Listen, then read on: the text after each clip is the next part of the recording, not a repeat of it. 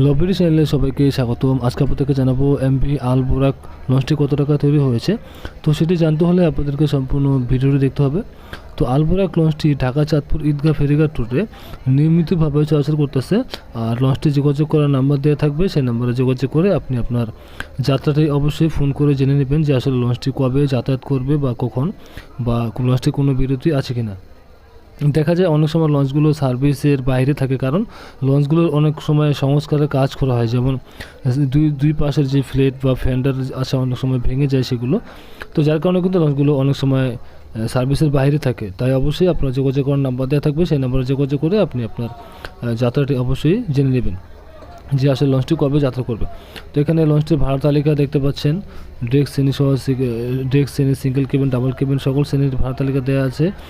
যাত্রীদের ধারণ ক্ষমতা সহ জীবনোপকারী সরঞ্জাম কী কী রয়েছে তার সব কিছুই কিন্তু এখানে লেখা রয়েছে।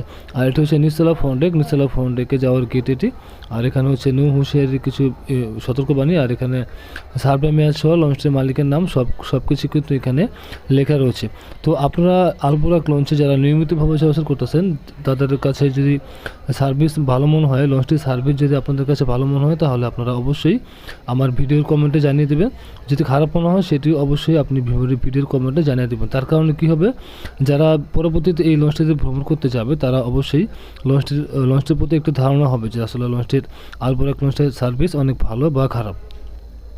তো লঞ্চটি যোগাযোগ করার নাম্বার দেওয়া থাকবে, সেই নাম্বারে যোগাযোগ করে আপনি জেনে নেবেন যে আসলে লঞ্চটি আজকে বা আগামীতে সার্ভিসের বাইরে থাকবে কি থাকবে না, সেটি আপনারা অবশ্যই জেনে নেবেন। তো এখন জানিয়ে দিচ্ছি লঞ্চটি কত টাকায় তৈরি হয়েছে।